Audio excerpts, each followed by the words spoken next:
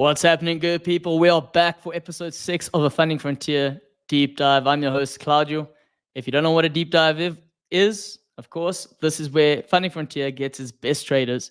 We get them here to impart their knowledge, their wisdom, talk about their payouts, what they did, what they didn't do, how they got to this point, so you can become a better trader. And of course, so you can join the Funding Frontier community. We've gone all over the world, and today we're back in the US. I'm not going to dive straight into who the guest is, but he goes by the name Jonas. We're not sure if he's got any other brothers, but we'll find out soon enough. Funding Frontier is a prop firm. They give you money if you're looking for another way to make side income, or you just, you're curious as to how do I break away from my 9 to 5. Funding Frontier is the place because you can manage accounts up to 400K. You just got to pass this 2-step challenge. And once you get through there, there's profit targets of 7.5%, which is arguably one of the better profit targets amongst all the competitors out there. So stay tuned, and we're going to hear a little bit more about our guest. So introducing the man who's got a payout of $4,000 or 2 payouts on a 100K account. Introducing the man from Ohio, Dayton, Ohio, right? Jonas Burr. How do you pronounce your surname? So it's Jonas Burr. Oh, Burr. See, yeah, back in South Africa, it's a bit cold at the moment, so we're getting a little bit Burr out here. True. Jonas, say hello to the people listening today. Hello. That's very enthusiastic. I enjoy that. Jonas, before we dive into your background, we're going to start off with our trade maker. And there's something very interesting. We've had plumbers on, we've had mechanical engineers on, but we have never, ever had an historical restoration, reclamation, deconstruction specialist on here, which is fascinating for me. And we're going to unpack that.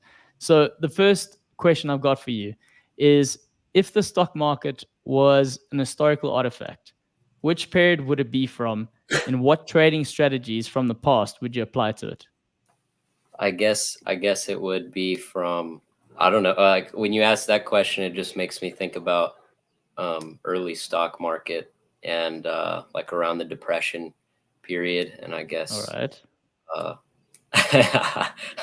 that's a hard one. It's strategy would be holding, hodling. I don't know. I guess that's my best answer.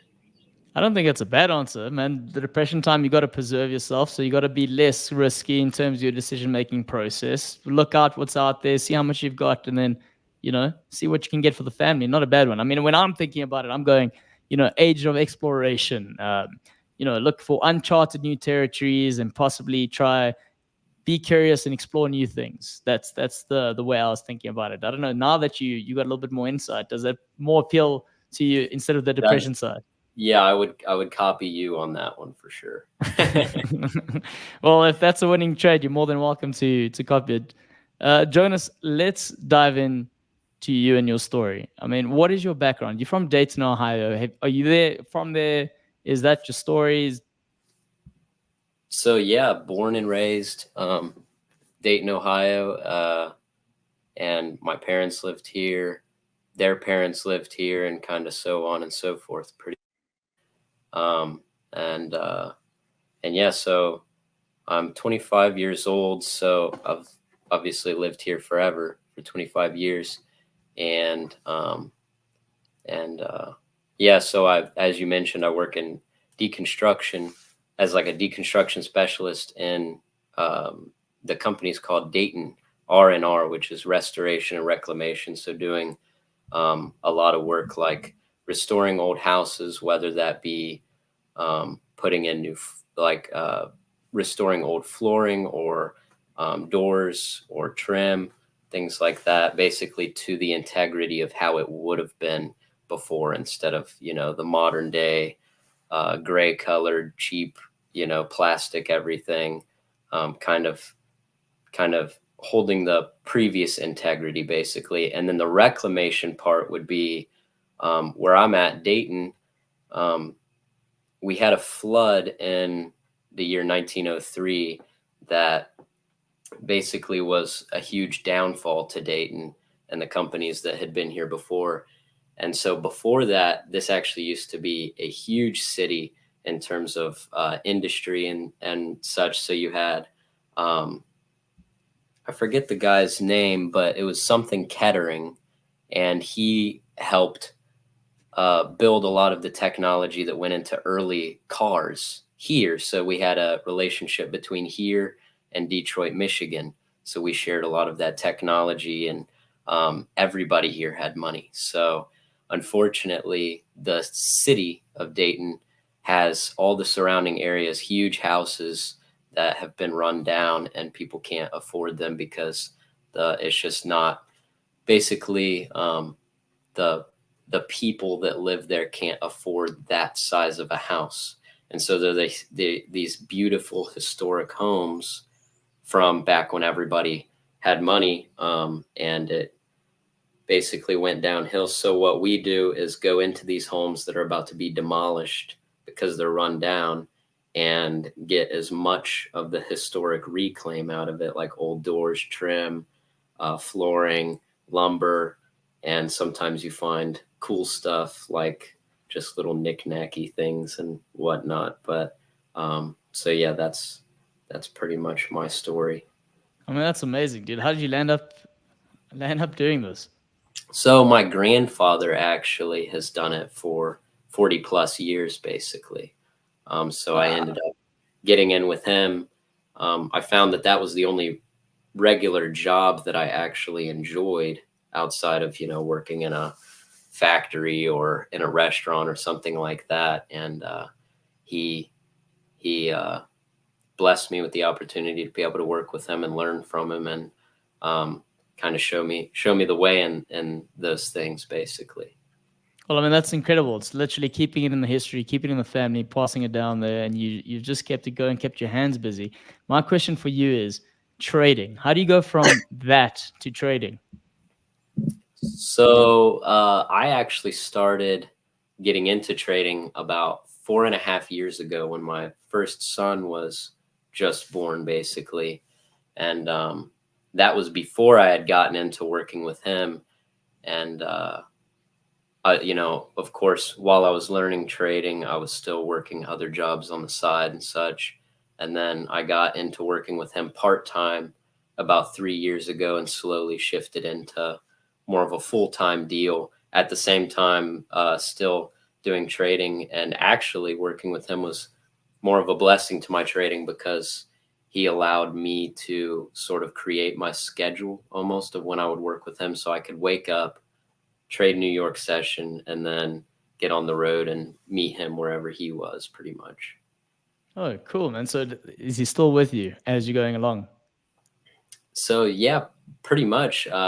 Yeah, I've dialed back working a good bit, but we still communicate a lot, and he still fills me in on business side of things. And I actually hope to be able to invest money into that side of the business from trading stuff. Yeah, that's incredible, man. And then if I got to just tie them in together, has the job that you do influenced the way in which you trade, or have there been nice sort of examples that you've learned from that you apply to your trading? Most definitely, the discipline of working with him, and the work ethic that it takes to work hard with your hands like that. Definitely, when applied to trading, of course, trading's not exactly the same. You don't want to be doing it all the time, and you don't want to work too hard at it or something. But just that ethic of, the drive, basically, most definitely, it applies directly. Cool. And with those knickknacks you spoke about with regards to the documentation, the finding of those nuggets, do you get the same feeling when you're trading and you've hit something positive and you're like, oh, this is another knickknack? Definitely, definitely. Awesome. Well, we're gonna jump straight into your trading strategy because we're already on that path here, Jonas. And one thing you've already touched on is your routine. You told us, for example, that you wake up religiously, you get up at 7:15, you mark up the charts, then you note your bias and data events, and then you start looking for positions from 8 to 10:30. And my question for you is, what happens if you can't find any sort of positions after you've done that work for the day? Do you still try and force it? You're a bit more patient? What do you do?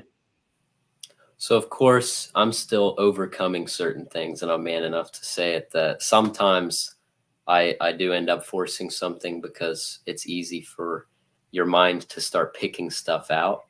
But definitely I find that I learn hard lessons whenever I do that. I'm more rewarded to just be able to shut the laptop and just call it a day if I don't see something within the first half of my session, basically. Okay, yeah. So you don't get caught up in going, I've spent this time and effort. I'm not gonna just jump in because I've spent the time. The time's actually told me close the laptop and walk away. The Exactly. other thing, the other thing I want to ask at is when you mention your biases that you look for, you got general biases. What is a good example of those biases for people that are listening and going, you know, is there a bias I should be looking out for? My personal bias. So basically, looking at the past data events over the recent day and how the direction of the markets went. So, for instance, if the U.S. had positive news in the previous session, and you see um, say you see a bearish move on gold from that point because of a positive piece of data in the US, then in the next session, I would be more in the bias to see the market continue the bearish side of things, assuming that my recent sessions, like London session and Asian session, haven't given me uh, data to show otherwise, basically. That's awesome. So you're using it as a way to validate that decision as like, guiding your next step. I dig that. But the other thing that you've said is, so you've been doing this for 4 years with regards to your routine, and you've spoken about your discipline in terms of that you get from your day-to-day job. I mean, 4 years to find this routine that works for you, like what drives you to make sure you don't break this routine? I'd say what drives me would be I mean, just think about it. I want everyone to pay attention. This man wakes up 7:15 every day. He then looks and he works these things out for 45 minutes, and then he starts looking for entry positions and where he can play. And he does this religiously. so I'd say that the drive is remembering the feeling of the losses that I take when I don't follow my discipline. Um, when you finally find that point of consistency and that edge, there's a certain feeling that comes along with it. And I know we can't run the market by feelings, but there's a certain feeling whenever you're about to get into a position where you're either working off of more emotions and you're thinking about um, more quick decisions and quick dopamine hits, basically of how much money can I make on this position. Whereas when you get into a good position that's based off of what you've seen historically, and what you've built an edge off of, that more entails um, a feeling of I'm more than happy to take this trade every single time. And now I'm more focused on how can I spot if the trade's going to go against me, and how can I make my loss less in that scenario, basically. Because the win of that type of a trade is more inevitable. It's a byproduct of getting into a good position like that. So it's much easier to be emotionally detached and more focusing on how can I make my loss less instead of how can I win this amount of money, or this quick scalp or something, something like that. Yeah. So you knowing the win's coming, but by not getting carried away, you're able to just be like, it's gonna come. You just got to be patient instead of potentially risking it up and taking a loss. Right. Right. I've got a fun one here, and this has come through the comments. So it's, do you use combinations of technicals and fundamentals to trade? Yeah. So in a very basic sense, in the sense of I'm looking at the recent fundamentals to see how the market's moved from that point, but not as much anticipation of the coming fundamentals, basically. Um, More so using technicals actively in my current session, with the addition of how has the market been moving from the news that's happened over the past couple days. Okay, yeah, that makes sense. You again, so you're looking at previous sort of patterns and able to sort of establish in certain the direction that you want to be going in, as opposed to trying to make predictions. Right, right. Awesome. I mean, when we're looking at your trading strategy and we're discussing your challenges specifically, you said one of the hardest things that you faced was there was a 2-year period that you've been going through just where you're breaking even.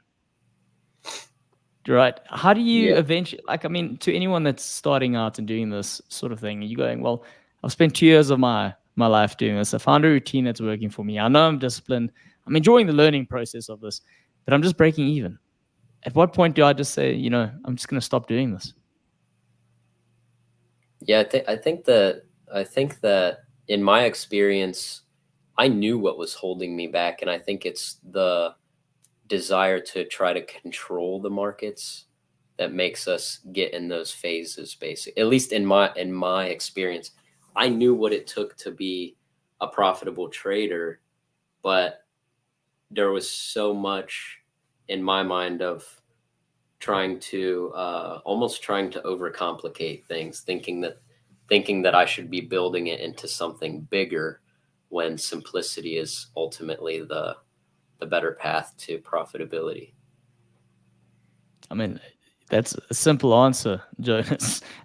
But I think like for those, like in terms of unpacking that and just saying, it's the profitability. You discuss controlling the market. You want to, where do you just go? I'm going to go, instead of trying to control it, I'm going to try and understand the wave and be flowing with it and trying to just go off the ups and downs as opposed to saying, I'm going to try and make this an up every time. Yeah, I think you just wake up one day and just decide, from here I'm just gonna attack it from what I know is gonna work pretty much, and you just take it day to day, and then of course the result compounds from there. And then to that resulted compound, what are the changes that you made to become a move from break even to a profitable trader? It was just that, just knowing in my mind what it takes, and then I think also I started to because I've bought quite a few challenges from Funding Frontier, and I had started seeing my challenges go in a more positive direction, such as I would pass the first phase, and then I would fail the second, and then I would do it again, and I'd pass the first phase, and so I started to see these glimpses of what it was to be breaking out of that break even stage, and I would look back over my trades and say which what of these trades were the ones um, that made majority of my wins basically, and then looking at the losses and saying how could I have avoided taking these losses. And I find consistently, and even now, because of course I still make mistakes, um, my worst mistakes are applying applying more than 1 to 2% on a single position, and allowing myself to lose more than 2% in a single day. So I think if I stay beneath that, I find that my profitability and my emotional state is tenfold better than it would be otherwise. Well, geez, there are a couple of things you've unpacked there. Number one is that you're breaking down the mental barrier of saying, one, I can do this because I'm nearly there, so let's just keep persisting. Then you've set in some limitations based on previous trades and gone, based on the hours of repetition and what I'm doing, I can start seeing the little differences and start documenting them and then apply it to the strategy moving forward, knowing you're within reach. Yeah, exactly. I mean, that's incredible to say, okay, cool. You're actually learning from your actions as opposed to doing the same thing and trying to get a different answer. So you're slowly tweaking that and moving through. I think from when I'm looking at it, you also talk about your goals in trading and you speak specifically about building your confidence. And that's not something that generally gets said of. Like, people think, oh, this guy's a trader. He's smart. He knows what he's doing. I mean, you've got the look, Yeah. you've got the glasses, you've got the hair, you've got all of it. But the building the confidence part, what's the trick there? Just I would say building confidence is the easiest way for me to build confidence is just showing up and not over risking to where I can see how a position plays out and not be attached to the outcome as much, and then knowing how to handle that same type of position again in the future, basically, because I wasn't so attached to it.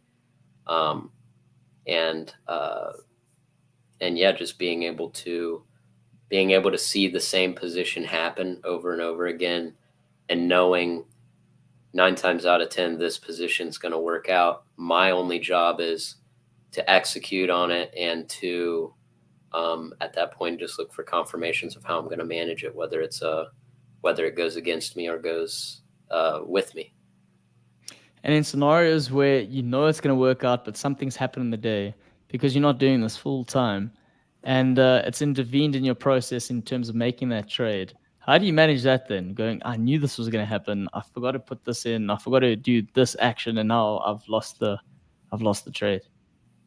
You mean like if I miss the trade, or if I know that the trade's going to go against me? Well, let's say if you miss the trade. So missing the trade, of course, you get that instant feeling of wow, I missed the trade, and you want to try to find how you can get into it. But I think the most important thing, and it's something that Jonas, if that's how you deal with it, I think everyone's seeing this and they're going, well, no, he's fine because he just went, wow, I missed the trade. If that was me, I was going, wow, holy shit, why? You know, right. Like, there's a lot of emotion from my side. So, I mean, you've already got your emotions in check from that perspective. Somewhat. I mean, of course, I still figuring it out and stuff, but I always kind of hear my mentor Raja Banks. Of course, you guys know him. Yeah. I always hear him in the back of my mind saying something like, you know, you just have to face the fact that you missed the trade. And same thing when you come to the charts. When you come to the charts, sometimes at the beginning of your session, prices already moved, and it's important to just say, you know what, I've already missed that position. We miss positions all the time. The market's always moving.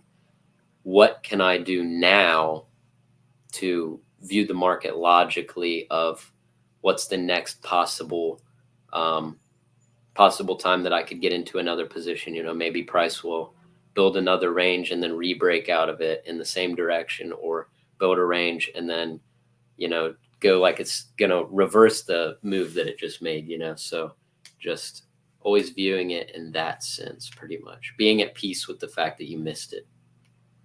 Look, I like that you say that, because I mean, when I do it, right? So say I'm getting caught up in doing my day to day, and I'm looking and I'm going, geez, I knew this was going to happen, but not because I was so caught up, I've missed it, and now I feel like, damn it, I called that one shot, and now I've got to start all over again. And instead of going back to it the next day or later the day, I just put it off for like a week and 2 weeks because now I'm quite upset about it. Yeah. I mean, that's how I deal with it. So now I'm trying to learn from you in terms of being this calm and just saying, okay, cool. Let's just start again. We remap the process. We apply our rules again and we start over, as opposed to getting too attached.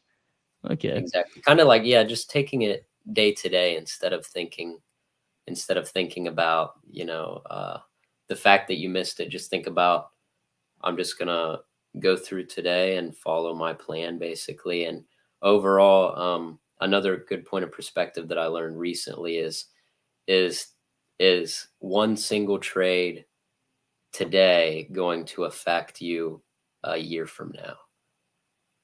And it's kind of applies the same way. If you miss a trade today, does that affect you a year from now? Well, jeepers, it depends. Compound interest there, Jonas. If you're not doing it, then yeah, it's going to affect you at some point, yeah? I mean, somewhat. It overall, like, I don't know what trade I missed a year ago. I have no idea what trade I might have missed a year ago, or even a month ago. It doesn't show up in my in how I'm looking at my P&L and how I'm looking at the market. I'm not thinking about, oh shucks, that move I missed on gold last week. Yeah. You know. But you're taking stock of the wins. That's what you're doing, and you're using that as fuel to move forward. Okay, that makes sense. I mean, one of the things we're touching on the confidence, and we're looking at, you know, your wins, because that's why you're here, right? One of the accounts, you've managed the 100K account, and there's something specific that you've said in your answers when we were chatting to you, and you said in terms of removing the number as an obstacle and trying to work with bigger amounts. So it just becomes a part of the trade and looking at and being less intimidated by the amount. For me, I found that very interesting as to say, okay, cool, I'm capable to do this. And if I remove the stigma that this is a heavy amount to be trading with, it kind of takes the pressure off a little bit and lets me do my thing. Yeah. And how did you get to that point? I think just I think it's important to. I actually first passed a 10K account, and of course, kind of blew my opportunity on that. But that was my first experience of seeing a funded account happen and see the numbers on that account, and sort of starting a little bit smaller in my lot sizes on the 100K account, to where you get used to seeing those smaller numbers and sort of build your way up to where you desensitize yourself to that bigger number pretty much. And that's something that I still want to challenge myself on, kind of like what you were mentioning, wanting to, eventually do a 200K account with Funding Frontier. I aspire to be able to get that size of an account and to be able to view the numbers on that account the same way that I view the numbers on the 100K account. And I think that's the big frontier, no pun intended, but that's the big frontier in terms of trading, is taking the numbers out of it. And, whether it's $100 account or 100K account or anything bigger, it's all the same. You're just looking at the trade and your relative risk to whatever trade it is, and more so just focusing on that side of things. But you say you're still working on that because you at the 100K and you're saying, no, you are desensitizing yourself, but now you're making your way to the 200K. Because I mean, let's say hypothetically, what's the technique you're applying now for the 100K? To go, it's just 100K, as opposed to going, it's 100K. I've sort of started to get used to the numbers. When you go from someone like myself, an average Joe, I've never had like the silver spoon or whatever. I never saw a lot of money in my life. So you take something like a 100K account where you can take pretty low risk, and I can see almost instantly the same amount of money that I used to make in a week or 2 weeks or more.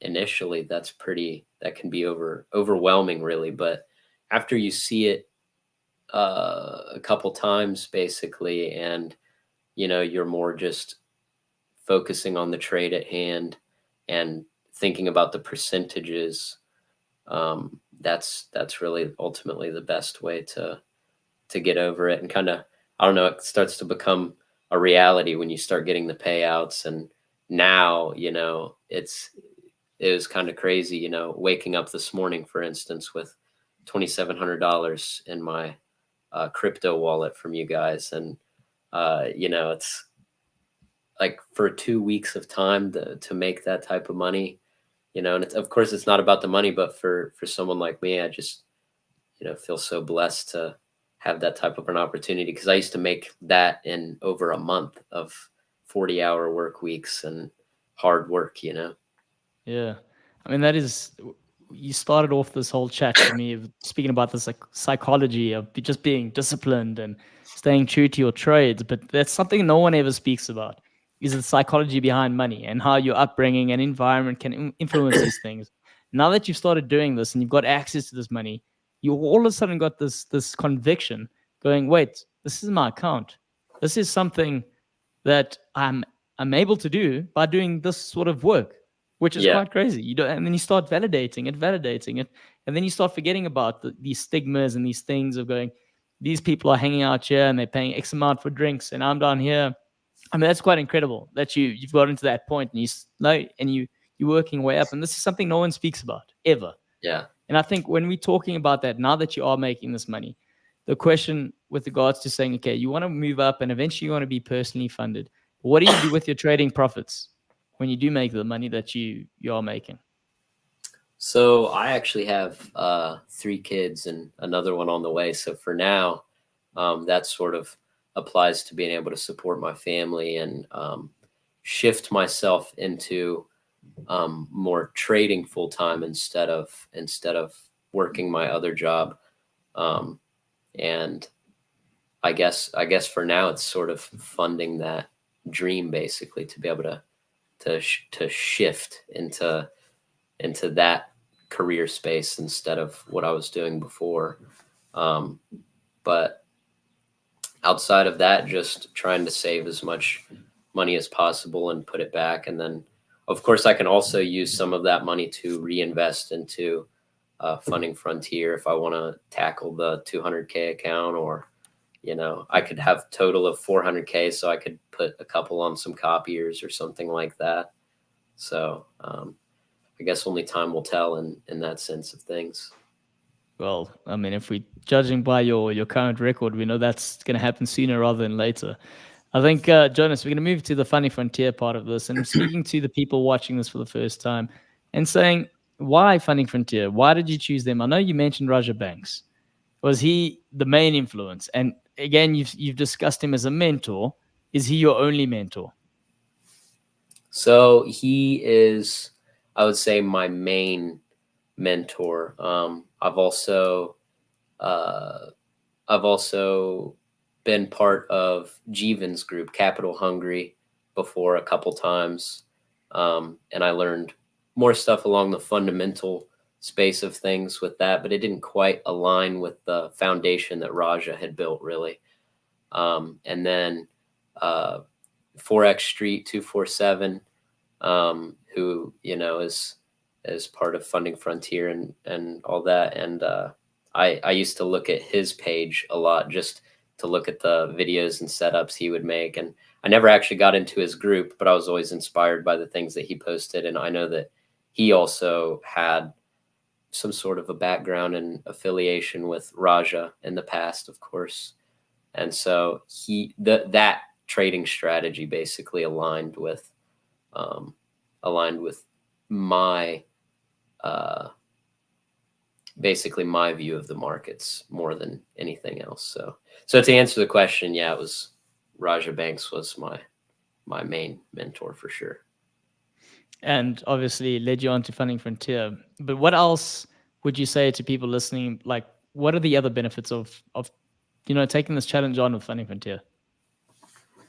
I'd say that Funding Frontier, and especially Funding Frontier, even in the space of all the other prop firms, I feel like all of the things that are set in place in terms of the rules, such as your main rules, like 2.5% risk maximum at a time, can't lose more than 5% per day, always have to have a stop loss, and having a profit target of 7.5% on the first phase.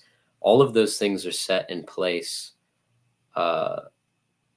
as positive characteristics of a trader in general. I don't think that you should risk more than 2.5% per position. Like I've never consistently been successful winning money risking more than 2.5% on a single position, because you're just too your mentality is too much focused on the money at that point, and then always having a stop loss.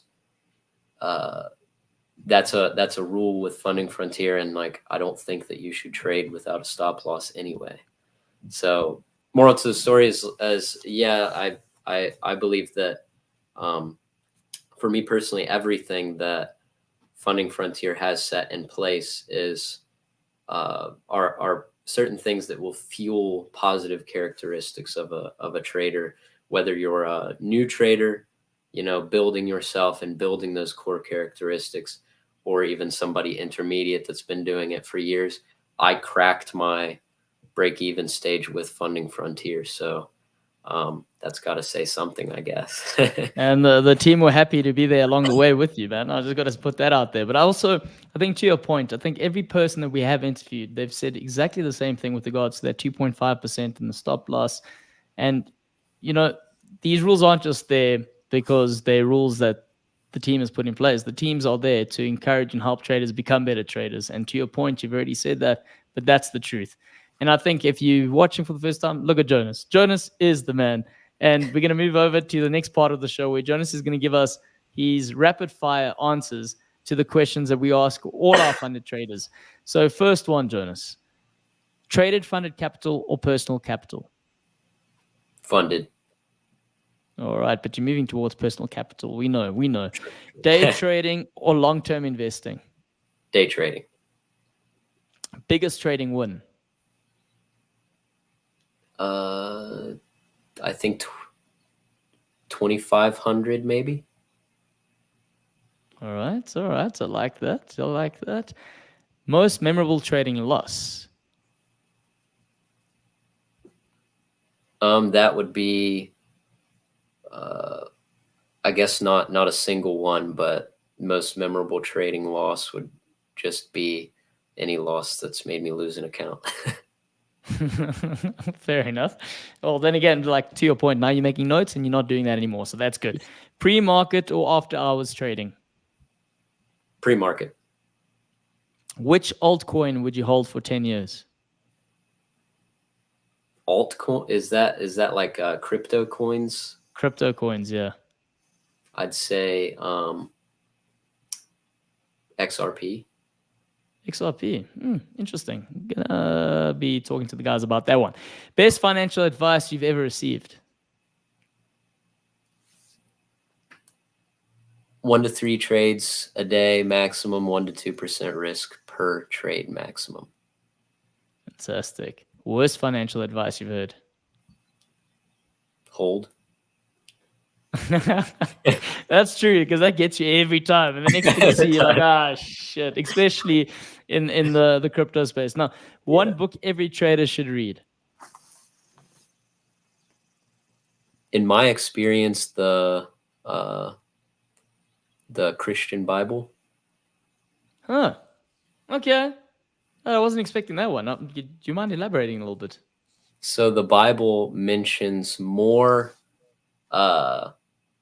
scriptures about money than it does about faith and salvation. So over 2,000 scriptures related to money.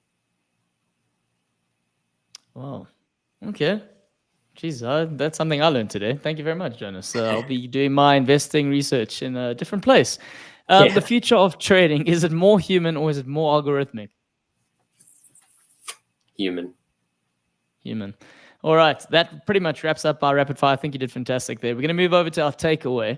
And the question for you is, we know you've got a Discord channel where people can follow you and can start engaging with the community. Before you start telling us about that, pretty much impart your last bit of wisdom to people listening here. So takeaway wisdom would be stick with it. It's a long game. It's not a short game, and focusing on keeping your risk exposure low on the trade and on the day, and focusing on how to keep your losers as small as possible. Yeah, we don't like losers anyway. They shouldn't be hanging around with us. All right, Jonas. Now, just give some people insight as to why you started your Discord channel and where they can find you.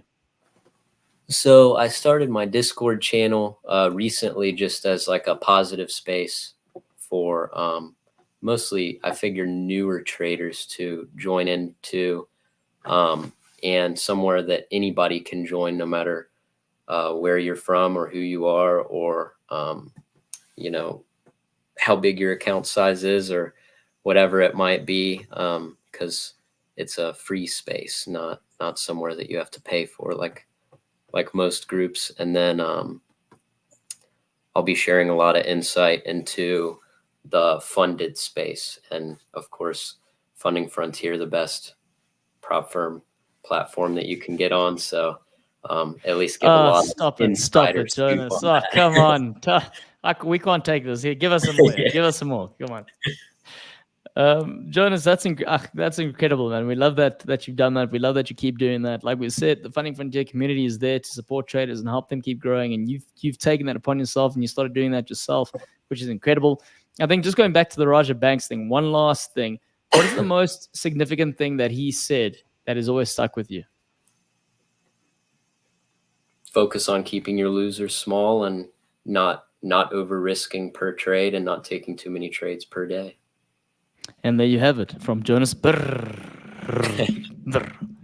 Jonas, thank you very much for your time. We really appreciate it. For everyone watching for the first time, we want to say thank you. If you watch for the second time, we want to say we appreciate you. And if you're back for the third time, you know you've subscribed. But if you haven't, tell your friends and family because they're sleeping. They're sleeping on this. They're sleeping on Jonah. And they're just sleeping on Funding Frontier. All right, everybody. Have a good one. Cheers, Jonas. Very much.